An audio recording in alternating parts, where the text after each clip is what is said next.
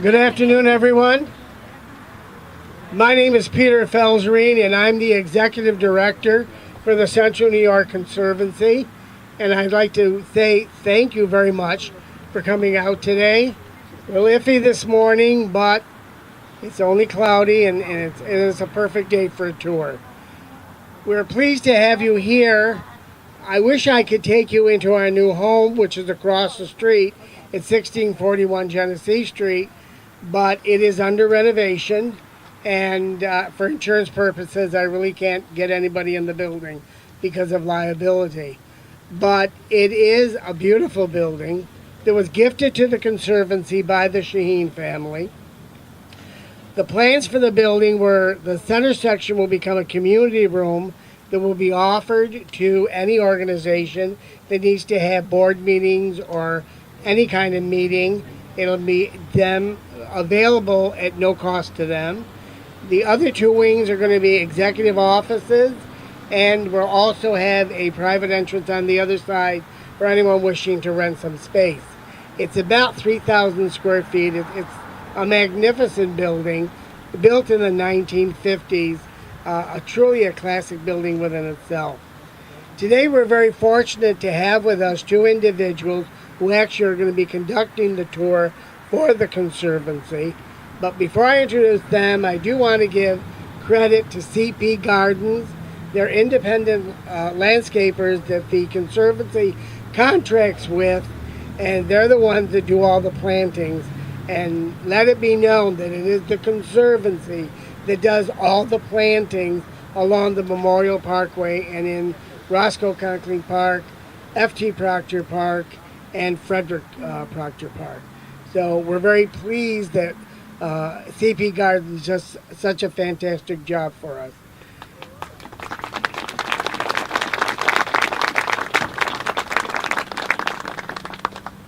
With us today is Ran Carter. Ran is a professor at Hamilton College, past president of the Historic Society and Landmark Society. Ran has written several booklets on the monuments and sculptures throughout the city of Utica, and Ran actually will be conducting the tour. Joining him will be Michael Lehman. Michael is a board of trustee with the Landmark Society, and Michael is an architect in his professional life, but has a wealth of knowledge on the Olmsted family.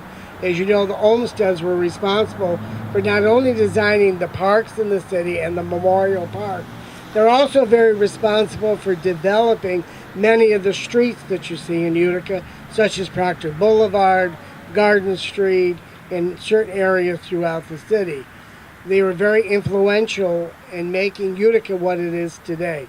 So without any further ado, I'll introduce Ran Carter and Michael Lehman.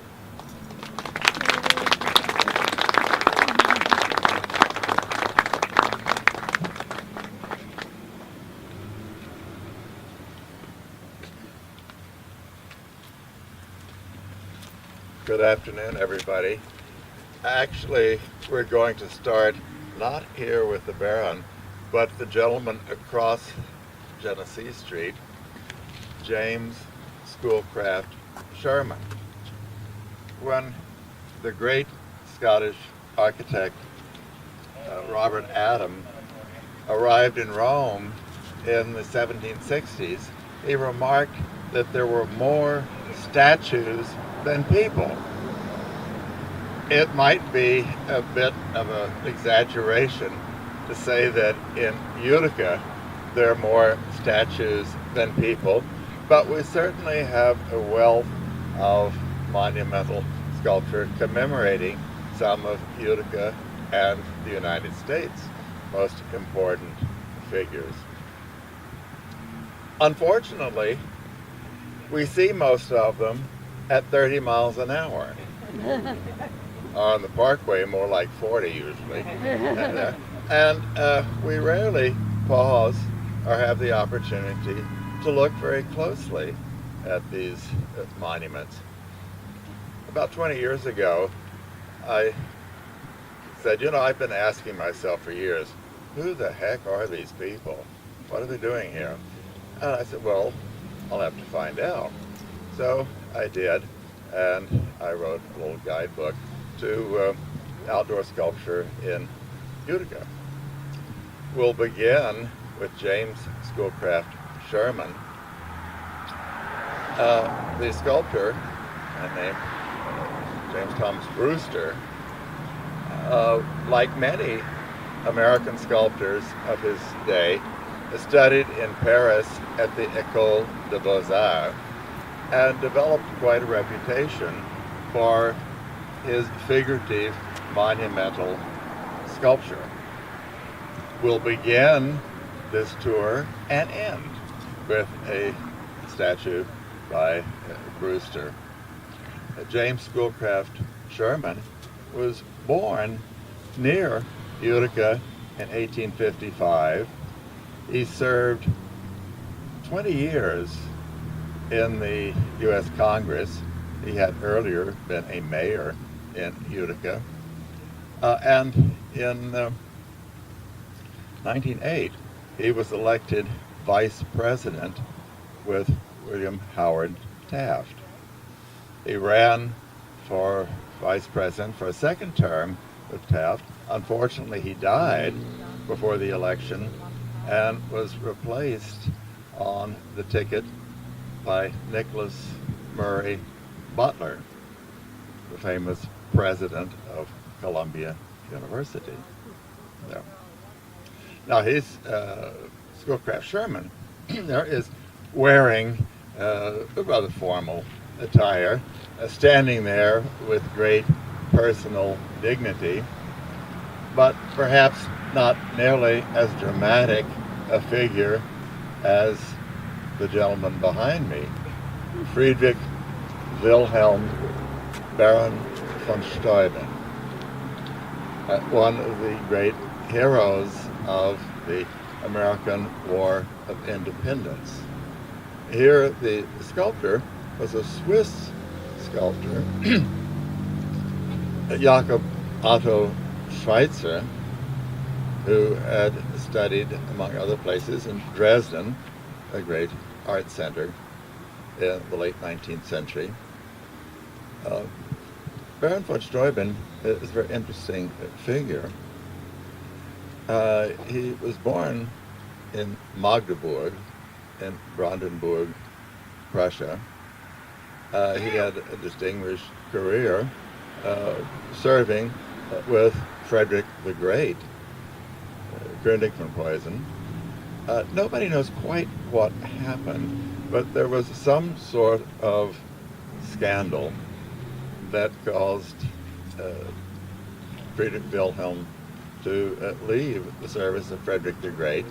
He went to Paris, where he met Benjamin Franklin in 1777, and through Franklin had an introduction to George Washington. He joined General Washington at Valley Forge and totally transformed a militia of American farmers into an effective fighting force. That's why he's known as drill master to the revolutionary forces there. This sculpture here is a very dramatic one, partly because, of course, his 18th century uniform is very colorful, and he's wearing this magnificent cape, which gives an even more dramatic impact. And of course, with this voluminous cape, you can see that the sculptor is able to achieve a very nice undercutting, as it were, although this is, of course, a model work cast in bronze. But on a sunny day, you can see wonderful contrast between the highlights, the sun reflecting off the surfaces, and the shadows between the legs and between the body and the cape and so forth there. A very dramatic figure, I think you'll agree. In lieu of financial payment for his services to the New Republic, he received as payment 16,000 acres of land. The New Republic didn't have a great deal of money, but it had an awful lot of more or less empty land. With the assistance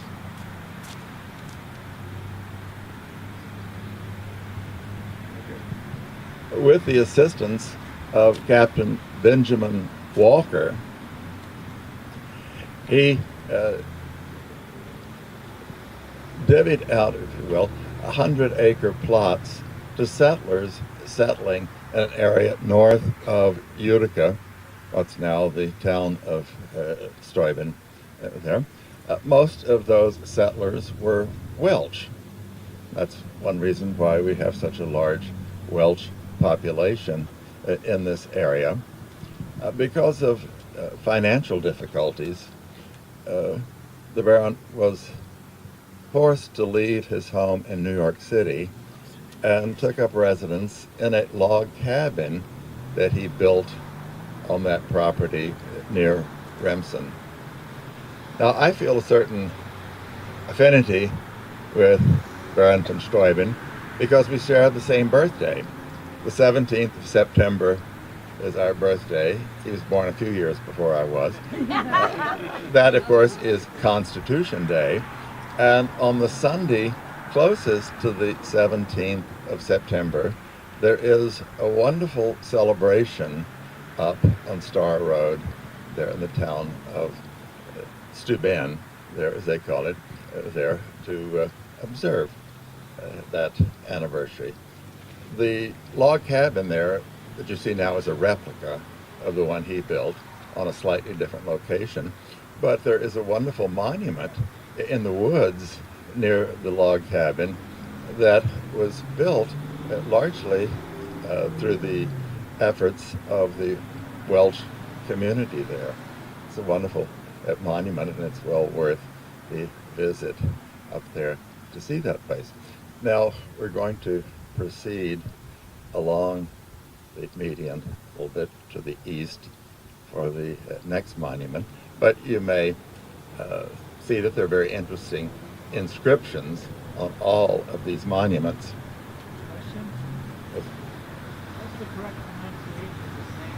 Yes, the question was, what's the correct pronunciation of his name? Of course, as a German, it's Friedrich Wilhelm Baron von Steuben. Now, the Baron title was something he acquired in the middle of the Atlantic. Nobody quite knows who conferred it, but somehow he became Baron in the middle of the Atlantic.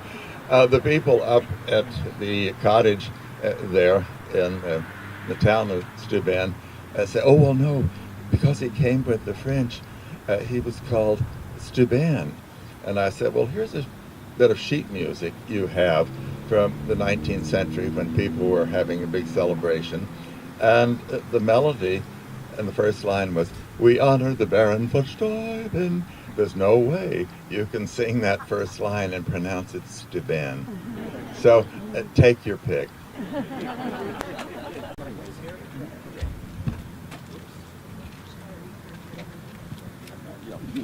Morning, all.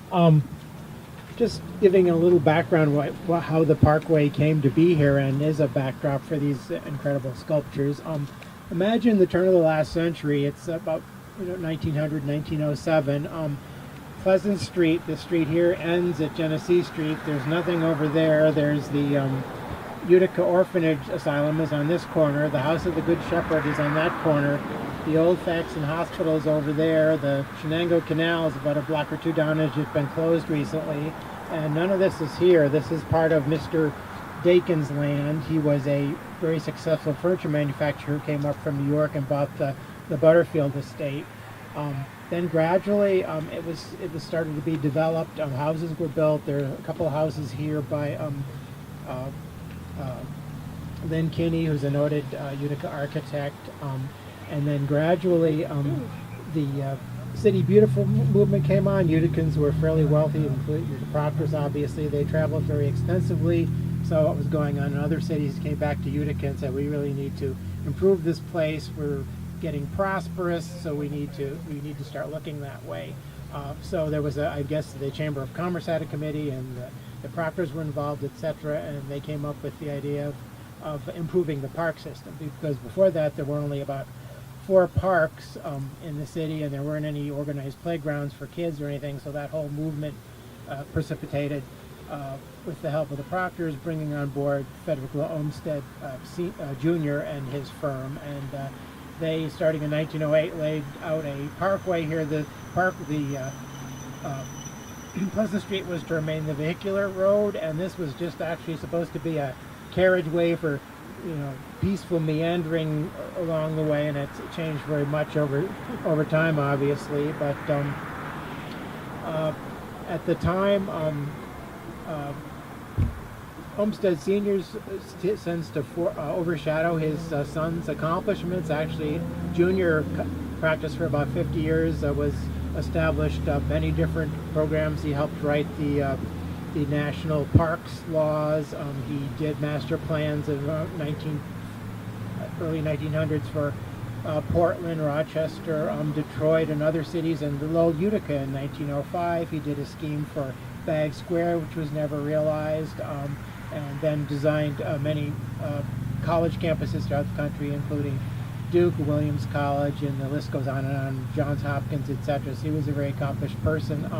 We're lucky in that when this first section, that was Parkway, was developed in sections, so between 1909 and about 1919, the whole thing was developed in 3 sections. Each time, each section had to be approved by the Common Council in terms of the building, and we're lucky for the first section. One of his proteges, or his students, and Arthur Comey, was actually the park superintendent here in Utica, so he oversaw the Olmsted design, and actually went on to go back to Cambridge and teach at Harvard, and again was an accomplished professional in his own right. So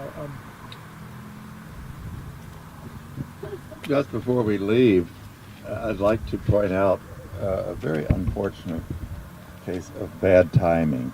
This sculpture was dedicated on the 3rd of August 1914. Now, in June of 1914, Serbian terrorists assassinated Archduke Ferdinand, heir to the Imperial Austro-Hungarian throne. Russia sided with Serbia. France saw an opportunity once again to seize Alsace and Lotharingia, and on the 1st of August 1914, Germany declared war on Russia. On the 3rd of August, the very day this monument was dedicated, Germany declared war on France, setting in motion a series of events that would lead, for the first time in our history, to a conflict between the United States and Germany.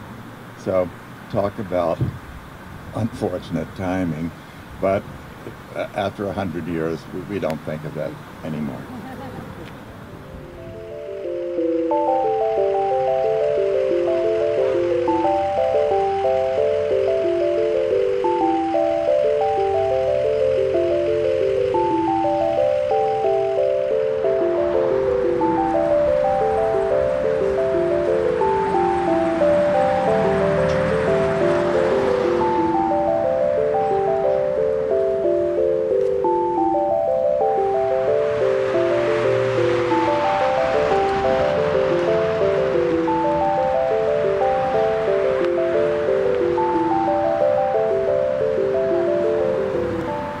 you know, after World War II, the Parkway was renamed the Memorial Parkway in memory of all of those who had lost their lives or were casualties of any of the major wars.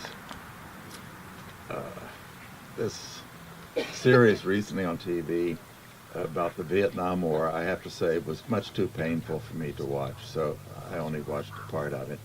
There is certainly a very vivid memory to people of my generation. But here in 1985, this monument was set up to those who had lost their lives from this area in that conflict. You can see the inscription. This memorial is dedicated to those men and women who served in Vietnam from Oneida County between 1959 and 1975. Gone and not forgotten. Over in the plaque to the left, you can see the names of those people who lost their lives. Now, I find this a very interesting monument here. I don't know that it was the sculptor's intention, but if you look at the figure there of the soldier in his uniform there, he reminds me of Byzantine ivory carvings in which you see angels seeming to float above steps and so forth. If you look at this figure and look at his boots, they don't really rest upon the ground. He seems really to be suspended there, free of the laws of gravity or other material constraints. And as I say, I don't know that the sculptor intended this, but I've always had the feeling that here is this figure who really is more of a spiritual apparition than a soldier actually trudging through the jungles and so forth. You may or may not agree with me on this, but we'll go from here to the bust on the other side of Holland Avenue.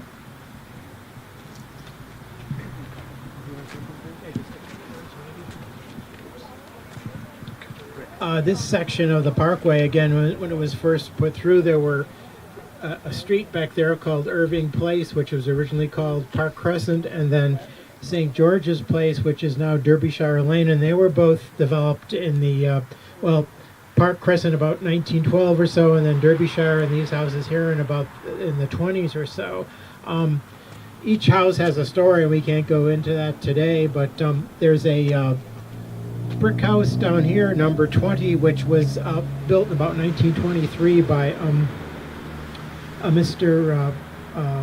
Lewis, and he was a vice president of the Foster Mattress Company. His partner owned the house up the way there. There's a two-tone arts and crafts one, pretty much, and it's now owned by a board member of the Landmark Society, Boyd Bissell Sr., and it's named Hadley Cottage in honor of his daughter, I understand.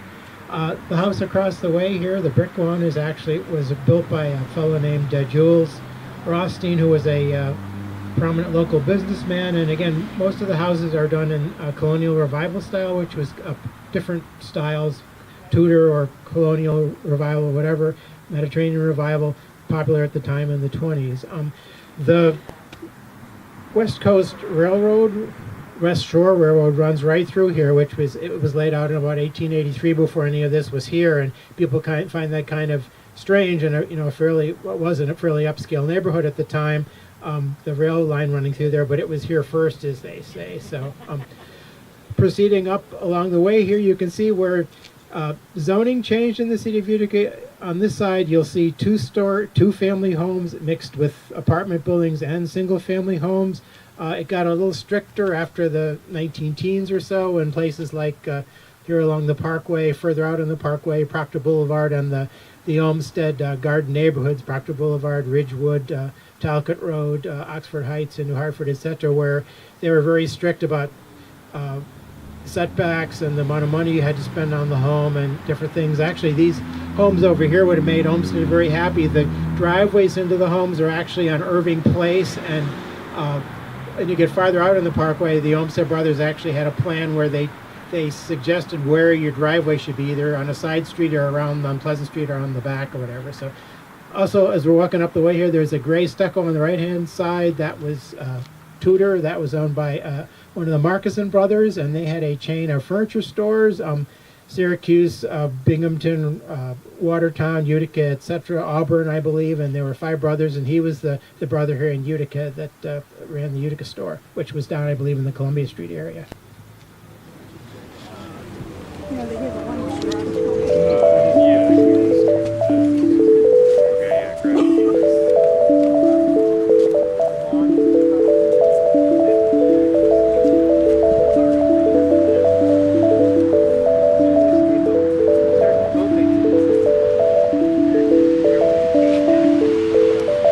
Before we go any further, at the conclusion of the tour, we are going to be having a raffle of several prizes. So if you didn't get a red ticket, Cheryl's standing here with them. Make sure that you get it, because the prizes are very effective. One being yard cleanup.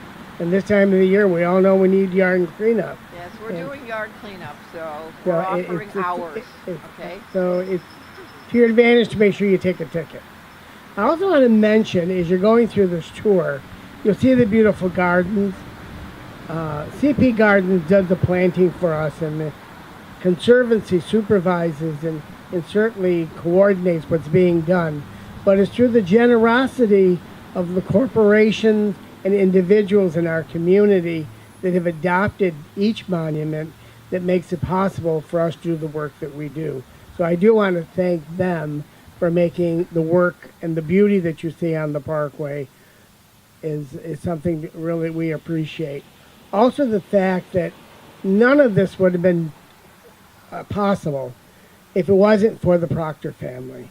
The Proctor family really were working in the 1899s with the city government and with the Common Council, and having a very difficult time trying to have the Beautification Act of Utica passed.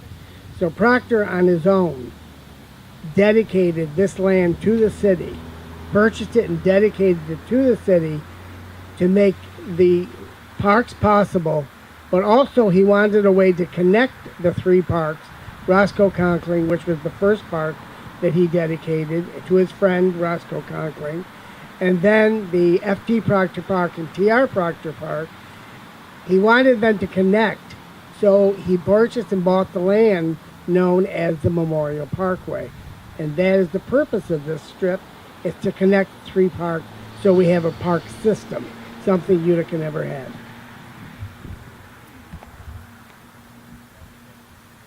This very interesting bust here is the work of an Italian sculptor, Filippo Scarpata.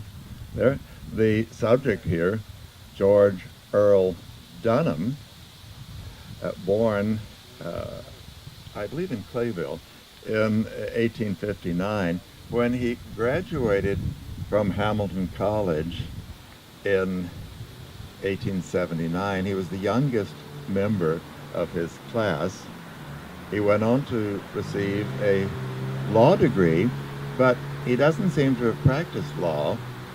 He became associated with the Utica Press and became not only the editor-in-chief, but the publisher of the Utica Press. That is what he's perhaps most known for, although he certainly, as the monument suggests, was the advocate of good causes. He was involved with virtually every good cause in and around this area, including the State Hospital. There is a building on the campus of State Hospital, I believe it's still there, at Dunham Hall. He served as a trustee of Hamilton College for 30 years. At the end of 30 years as a trustee, he received an honorary degree of Doctor of Laws there. His favorite interest was in assisting new arrivals, immigrants, into this country.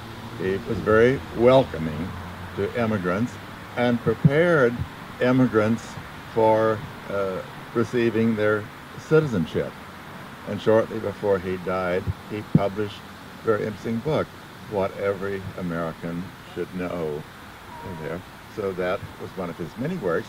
We'll proceed along the median here to the next work, which is in some ways one of the most interesting.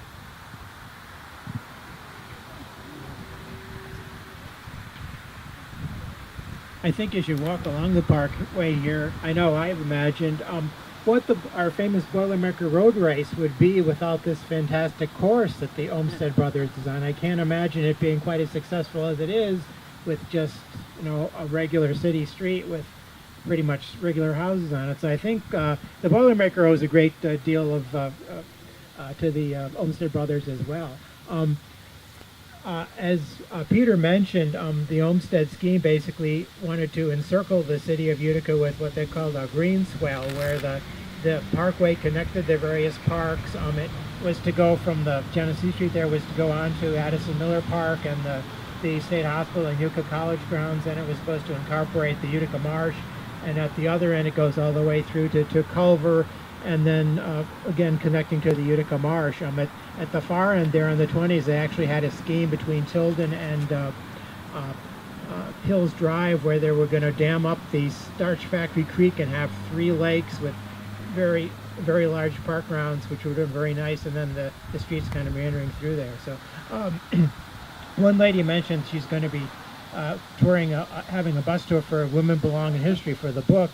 The house over there, white stucco on the top with the brick on the bottom, that was the home of Dr. Flora Sweet Snyder and her husband, and her offices were in there as well. And it's by Utica architecture firm Agnew, Rushmore, and Jensen, and you may recognize it because there's a house of similar design on Proctor Boulevard from our Proctor Boulevard walk a couple years ago. So we're thinking maybe Dr.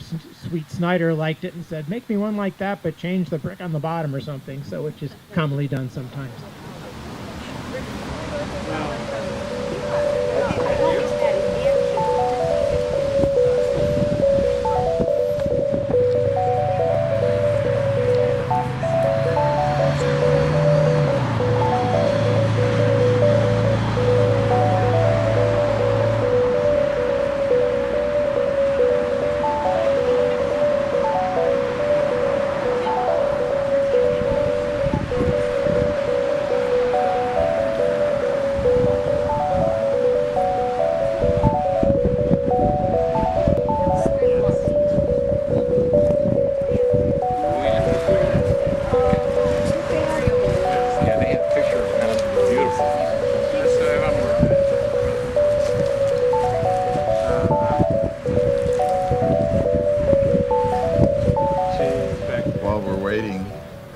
To get here, you might want to go read the inscription on the back of the pedestal here.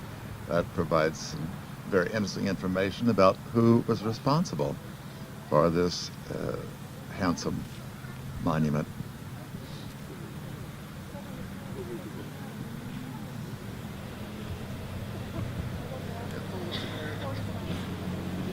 We saw the monument to Baron von Steuben.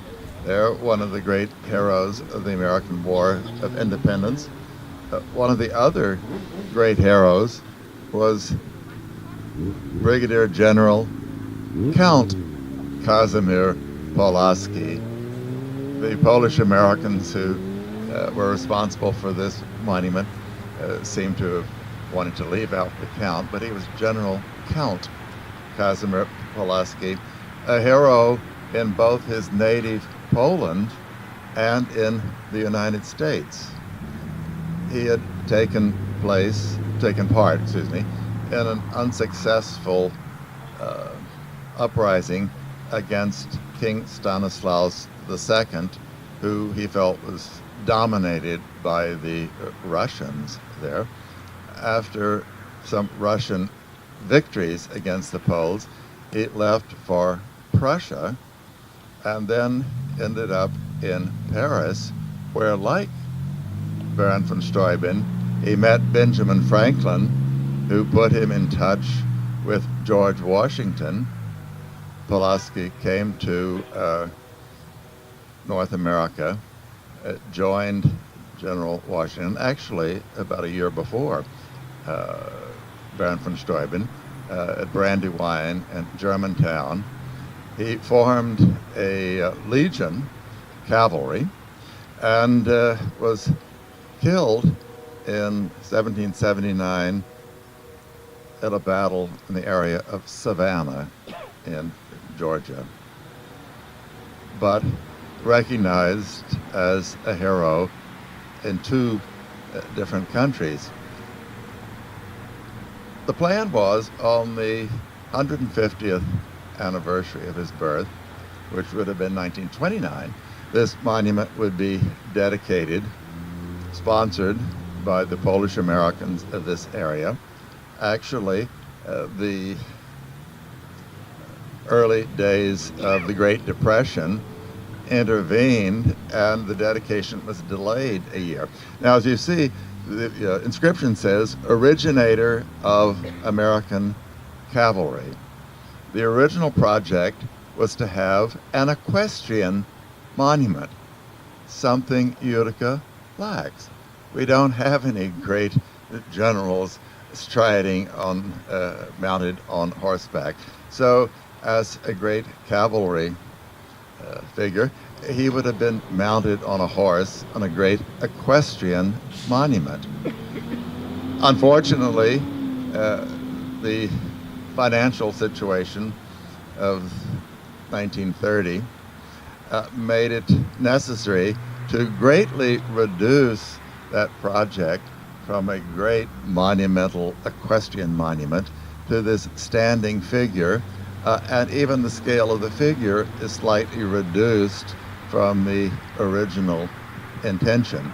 Now, if you compare Pulaski with Steuben there, his striding forward, his very dramatic pose, and the agitated drapery there, his cape, is a much more romantic figure. Although some people might prefer the rather broader masses of the Steuben monument there.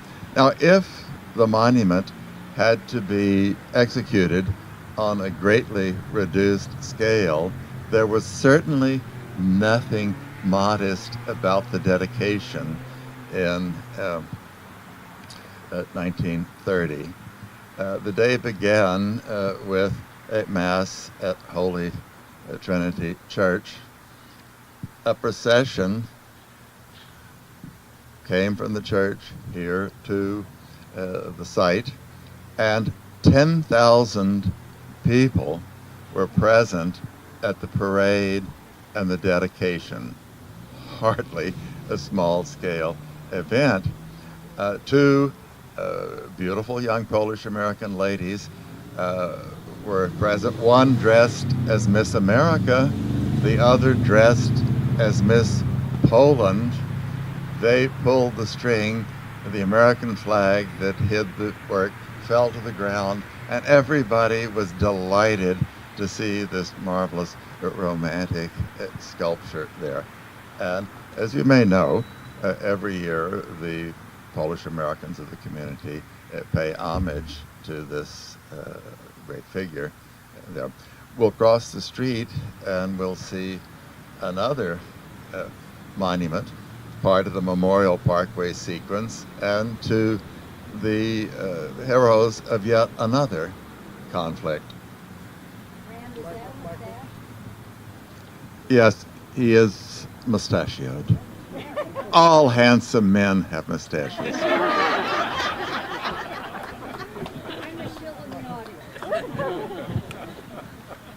I understand, Rand, too, that his title as Count was actually a real one, as opposed to the Baron. Been asked to note that this statue is actually sponsored by Conservancy board member Virginia Kelly and her husband Chris. And the moms are just incredible here. The folks again have done a great job. It's really something. This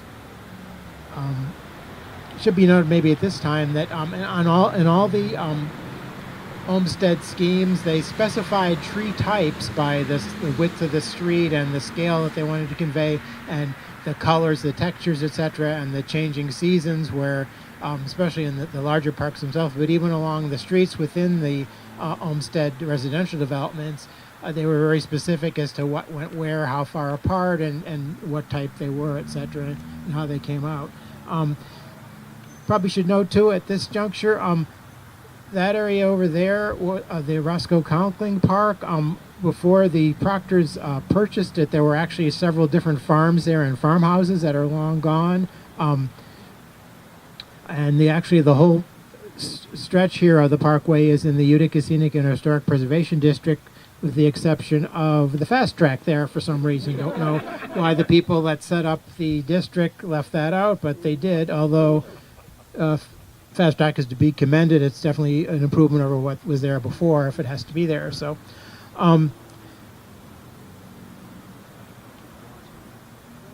there were a lot of activities that happened in this area too. There are pictures, and again in the archives, of biplane demonstrations in the 19-teens or so. The huge crowds would gather at the centennial of the city in 1932. They actually built a replica of Old Fort Scholar over there, maybe about halfway up the hill, and there were like 30,000 people attending that event there. So you see these pictures are just throngs of folks, very similar to what happens with the Boilermaker today. There was also, in honor of the Proctors and their contribution to the city, established, I think around 1915 or 16, an annual event called Proctor Days, which apparently fell out of favor, and I think actually should be restored to thank the Proctors for all that they've done for the city on so many levels. St. Luke's Hospital, the House of the Good Shepherd, the Parkway, the Williams Proctor Art Institute. I mean, Utica wouldn't be half of what it is today without the Proctors.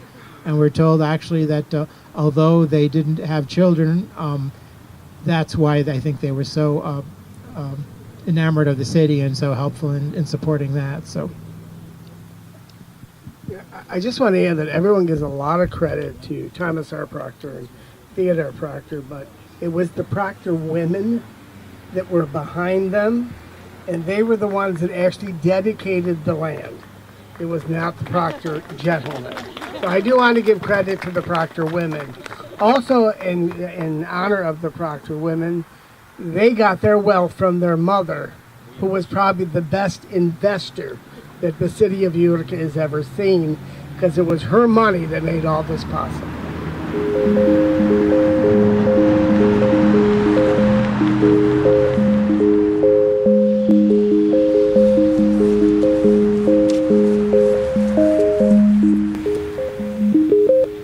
We've seen two figures from the American War of Independence. We saw the Vietnam Memorial. Here, this monument, a monument to those who fought in the Spanish-American War.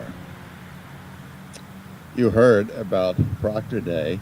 When this sculpture was dedicated in 1915, it was dedicated on the first Proctor Day, honoring that family. Rather than having a magnificently caped general here, this monument shows a rather more ordinary foot soldier. The monument sometimes referred to as the hiker or the doughboy. There are two plaques here that give information about the work. One points out that the metal for that plaque comes from the battleship Maine. As you know, but the battleship Maine was sunk in Havana Harbor. William Randolph Hearst's newspapers made a tremendous to-do, and this tended to shift American public opinion in a certain direction there. But that metal coming from part of the battleship Maine is an interesting detail of this work. We'll proceed down here, and along the median and see yet other monuments that commemorate Americans who fought in one or another of these battles.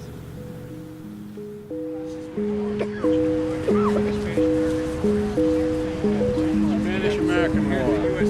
Soldiers sailing going down to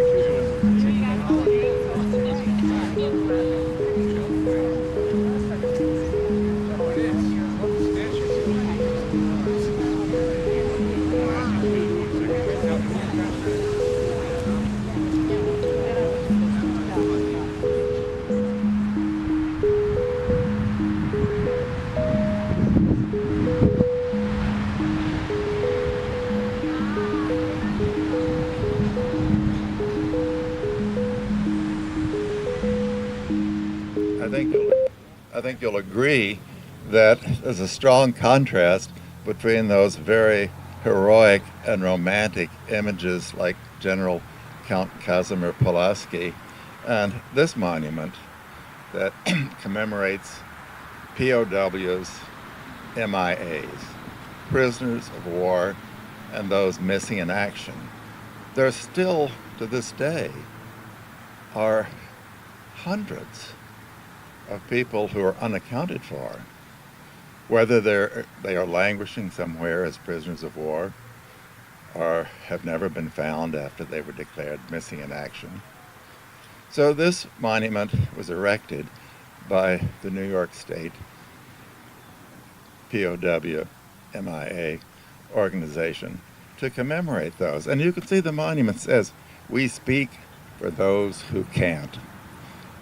And certainly the image of that shackled person being tortured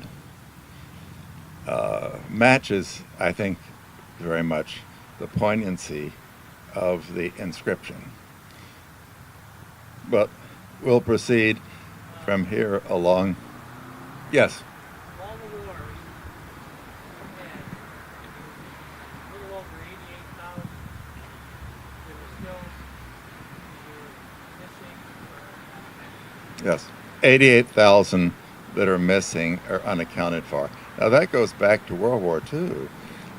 The Korean War, which sometimes referred to as the Forgotten War, and of course the Vietnamese War and other conflicts. So 88,000. You may find, as I do, it's curious that this World War II monument did not go up until 2000, 15 years after the Vietnam monument. Many people, certainly of my generation, would consider that World War II was the big one. Perhaps the most horrendous war we've ever fought, but it took longer to get this monument than almost any other. Now, the Memorial Parkway, we've seen monuments having to do with the American War of Independence, Spanish-American War, Vietnam War, here at World War II. What's missing? But there's no Korean monument. There is, however, in my view, the most wonderful of all of the monuments commemorating those lost in battle, the World War I monument. It's not on the Parkway. It's in front of the Soldiers and Sailors Hospital on the Masonic campus. The Scots-American sculptor David Lithgow did a quite wonderful monument to World War I, and not only the standing figure of a man who lost his life in World War I, but the relief bronzes on the pedestal and the inscriptions are extremely moving. So if you have the opportunity and you really want to be deeply moved you can visit that monument on the Masonic campus.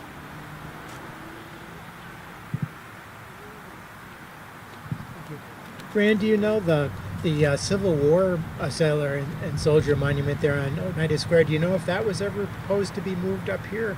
I remember reading somewhere that they were thinking about putting it opposite the entrance to Forest Hill Cemetery on that triangular plot, but I think it's perfectly fine. where it is, exactly. Don't mess with it. If it's not broken, don't fix it.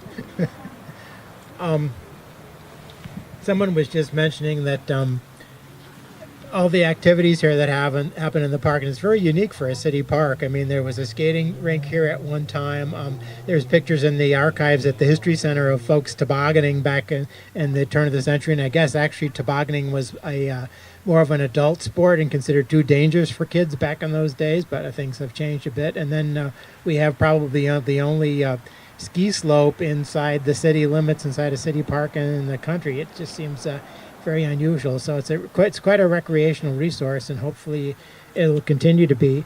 A little bit about the sequence. Again, the parkway was started in 1909, and it went from Genesee Street to Elm Street, which is coming up here. Then each time the city council had to approve it. Then in 1910 it was extended from Elm to Mohawk Street, and then 1919 from Mohawk Street to Welch Butch Road at the first of the extremes near the Herkimer County line. Basically, and each time again the Common Council had to agree to it and allocate monies, etc., for that as well. So couldn't leave this corner here without remembering Manny's Cheesecake. I'm a cheesecake fan, and it's long gone but not forgotten. My understanding is that folks from a clinic that operate there on Oneida Street actually are going to build a parking lot for 23 employees on the lot, and it will be landscaped and have a cast iron fence around it, but nonetheless still a parking lot, unfortunately. So, but opportunities still after that, hopefully. So hopefully it won't always be a parking lot. Okay. This group of monuments was not originally in this location. There is a small park just north of Steuben Park, that's Policemen and Firemen's Park. And this monument was originally in Policemen and Firemen's Park. It's down close to the county office building, but for some reason the monument was moved here. Personally, I thought it was really very effective where it was. Now, here, this wooden plaque commemorates the Utica citizen who wished to honor the policemen and firemen. If you look at the back of this stele, in the front it says dedicated to the memory of those that served, but on the back, two inscriptions, one of which they served us in life. Let's not forget them in death. And you can see the badges of both the police and the fire department. And on the other side, a stele that commemorates a chaplain to the firefighters. Mary Silvero Hendricks wanted to honor these people. The monuments were dedicated in 1971. So you can see that this is a fairly early example of the Blue Lives Matter movement, if you wish to call it that. But Mary Silvera Hendricks was a resident of Lansing Street, and as a nurse, she also served the citizens of Utica. So we honor the policemen and the firemen, and I think by extension, the nurses here, of which Mary Silvera Hendricks was a member.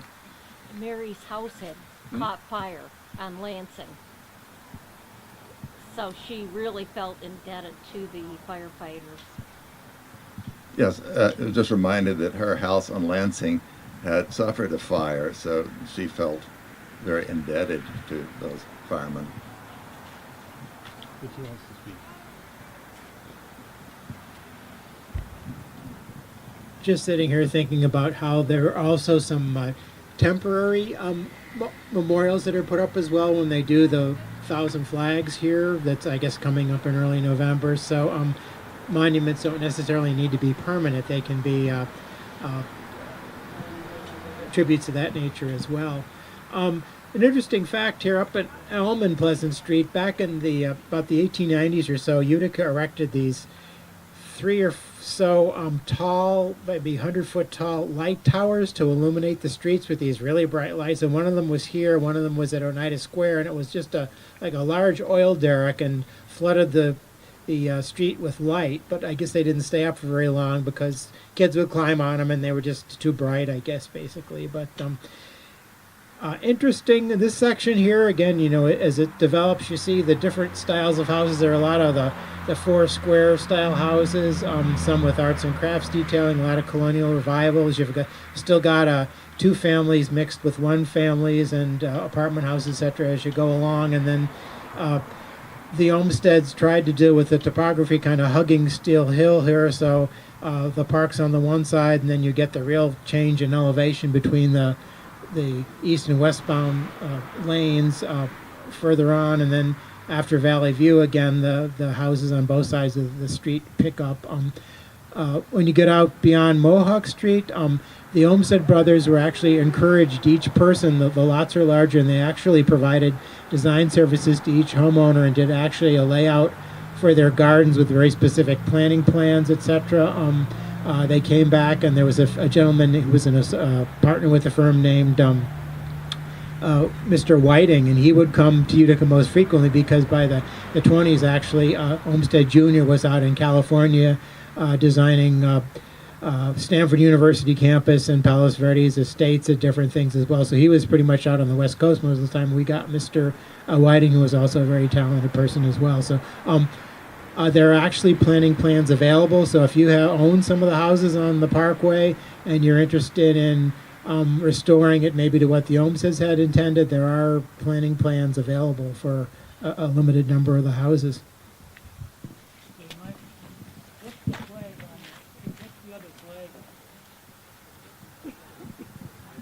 That's the City of Utica flag, I believe. Yeah, that's the original city seal. So luckily, nobody wrestling and strangling each other, so we're okay.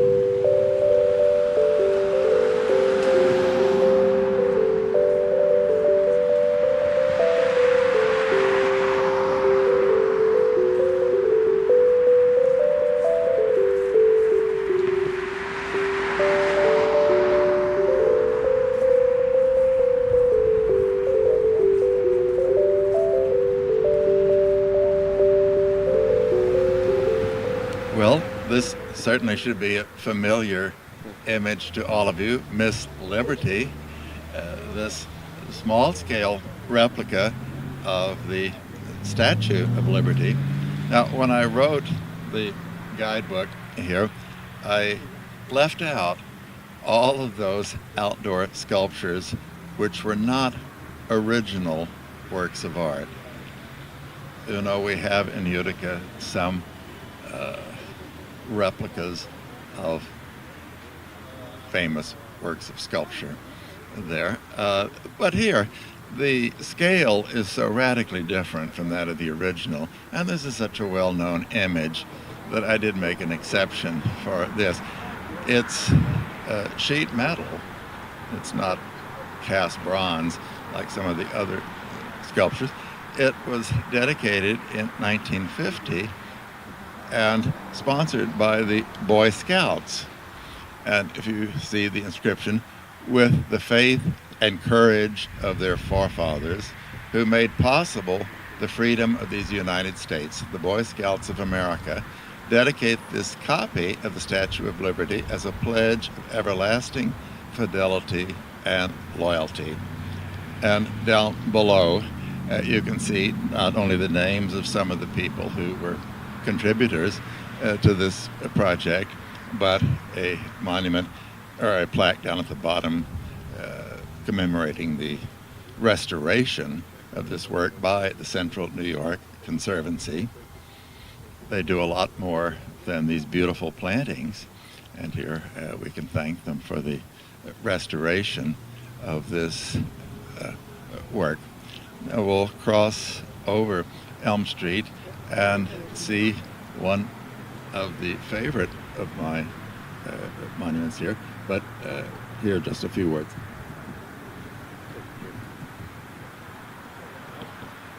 Hi folks, I'm Councilman Jack Lemedico. I'm here with Councilman Dave Testa. I just want to thank everybody for coming.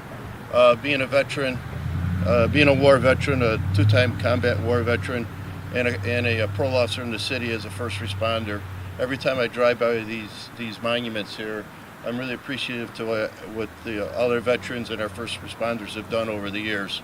So I hope you're enjoying today, and I really thank everybody for coming today. Thank you very much.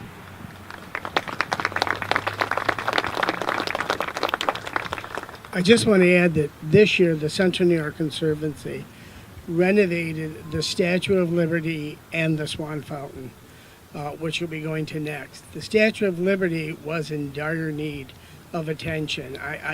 She looked like she had yellow jaundice for many years, and every time I would pass by, I would say something needs to be done, something needs to be done. So we were very fortunate to make our annual campaign to renovate the two statues. I like to say this is my favorite statue because my name's on the plaque. But and the gentleman who restored the statue for us, Michael Mancini, has renovated many statues throughout the world, and we're very fortunate that he dedicated the time that he did to get this statue done. We are raising funds to pay for some of the renovations to this statue, and it's really from one of our marketing department and individuals, Betty Abel, who everybody knows, who came up with the theme, Give Me Five, and that means not a handshake, but $5. And she has tickets for anyone who's interested. If you're getting a bit tired, let me reassure you that we're almost at the end of this tour. You've been a very wonderful group here, lots of stamina. My students at Hamilton College always have told me that my courses should be listed under physical education because when I take them on tours, they really have to do a lot of walking. You will note that most of the sculptures that commemorate one or another worthy person, we have statues representing that person, effigies of the generals, the heroes, and so forth. In this case, with the Swan Memorial, this commemorates a Utica lawyer who died in 1906. 4 years later, this fountain was dedicated. The project was sponsored by his widow, Emma Mann Swan. We don't see that distinguished lawyer, Mr. Swan, but rather we are charmed by these mythic creatures. The infant Pan at the top, who plays the panpipe. These two mythic creatures to either side, half goat and half sea creature. And the fish and dog heads down below here at the spouts. And if you look to either side, you can see the spouts for the dog fountains.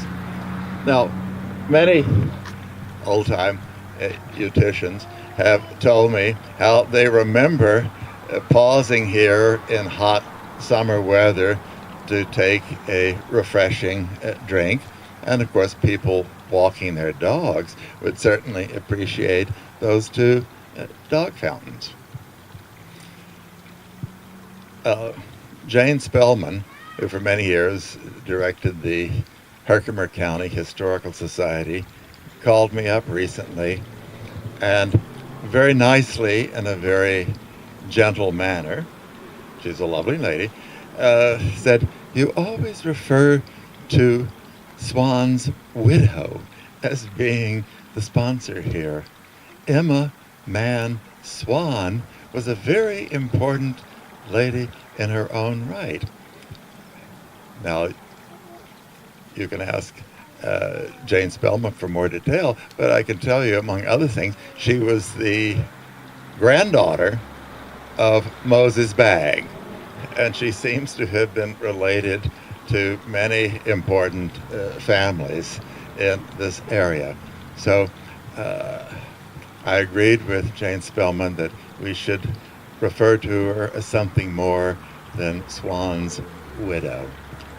Emma Mann Swan commissioned a sculptor who was perhaps the most famous monumental sculptor in the United States at the time, Frederick McMonnies. Slightly younger than Daniel Chester French, but about the same age as the Austrian immigrant sculptor here who worked, among other places, in Utica. Here, the fountain here has a very interesting history here. It's been here since 1910. More than 100 years of exposure to the harsh climate has taken its toll, and sometimes a certain amount of neglect has not helped.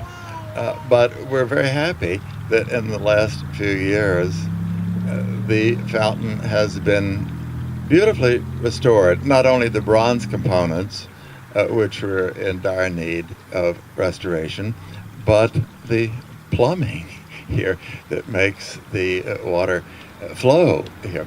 Now, this is the only fountain we're seeing today. Interestingly enough, we think of beautiful civic fountains as one of the greatest adornments to cities. Utica has relatively few. There is the fragment of a fountain that still survives in Steuben Park. It originally was more than 18 feet high, but only a small part of it survives. Some of you may remember that in the 1980s, an out-of-control driver drove right across the park and knocked the fountain down completely, so it had to be rebuilt. But the most spectacular of all of the Utica fountains was in Chancellor Park, downtown Utica there. The basin of that fountain was more than 50 feet in diameter, and there was a splendid figure of Neptune on a shell chariot being drawn by dolphins, and huge jets of water that went 20 or 30 feet into the air. You can still find photographs of that Neptune fountain. Unfortunately, it disappeared in the 1950s. An early victim of what I call the new is always better than anything old mentality. But some of you longtime residents may remember that spectacular fountain. Now, we'll walk just a few feet farther east. We'll see the last work we're going to look at, the monument to Thomas Redford Proctor. I just want to mention, as I mentioned earlier, this year the Central New York Conservancy did renovation on the Statue of Liberty, but we also did work, thanks to Mr. Mancini, on the plumbing that needed to be done with the Swan Fountain because the water hasn't been flowing in it for several years. We discovered the original wood piping underneath the fountain, and everything has been totally now been replaced, and hopefully the Swan Fountain will be flowing for many more years to come. Just to add to this, Frederick McMonnies studied sculpture with Augustus St. Gaudens before going to Paris to study at the École des Beaux-Arts, and he also trained in Munich. We're very lucky in Utica to have a Frederick McMonnies monument, but you may also know that we have his master, Augustus St. Gaudens' first commissioned work of sculpture in the Tompkins Memorial Chapel on the Masonic campus, his marble statue of Silence. Now, as I said, Frederick McMonnies was a contemporary, slightly younger than French. We have the Augustus St. Gaudens, but a contemporary of Frederick McMonnies was the Austrian-born sculptor Karl Bitter, a very prominent sculptor who worked extensively with anything the Vanderbilts had to do with. But in Utica, the Constone Reredos in Grace Church of 1890 is a work of Karl Bitter, and we also have a wonderful funerary monument to Louise Delmeyer in Forest Hill Cemetery. That's the work of Karl Bitter. Shortly after that, Karl Bitter was leaving a performance at the Metropolitan Opera in New York in, I think, 1915, and was run over and killed by a car. It's always been suspected that it was a malicious act prompted by anti-German and Austrian feeling during the war.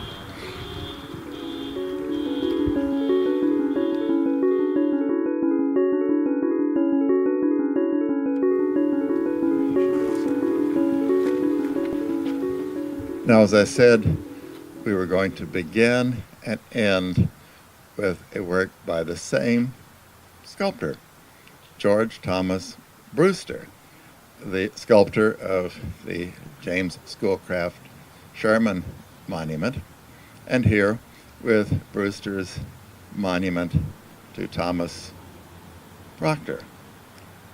He also is the sculptor responsible for the statue of Alexander Hamilton in front of the chapel at Hamilton College. So he was well known for these monumental figures. Here, this work is about 2 years earlier than the Sherman Monument, 1921. Here, like Sherman, his pose is one of great self-confidence and composure. They're a very dignified gentleman. And you can see in the monument, this memorial is erected by the people of Utica to perpetuate the memory of Thomas Redfield Proctor, who gave to the city he loved its magnificent system of public parks. Now, the sculpture was dedicated in 1921, originally on a different site, a few hundred yards east and up Steel Hill, where Proctor seemed to be surveying and commanding his great park system. And you could go up, walk up, or drive up there to see the monument in its original location, where it could be enjoyed and contemplated very nicely.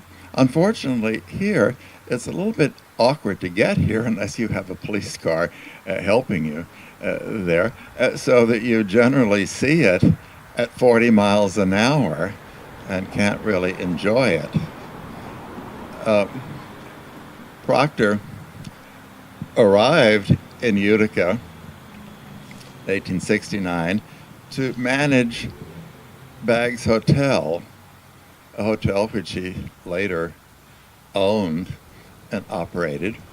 He was involved with almost every operation in Utica, and one of his first contributions to the park system, he gave 60 acres that was part of the Baggs Hotel farm, where they grew some of the vegetables and so forth served in the restaurant there. So that was an early benefaction, and he continued to contribute generously there. And the result, as was pointed out to you by my colleague, was this wonderful park system and the Parkway in particular. So I hope you have enjoyed this walk. I think I've talked and walked you for quite a while now. So I'll turn the mic over if you have something further to say.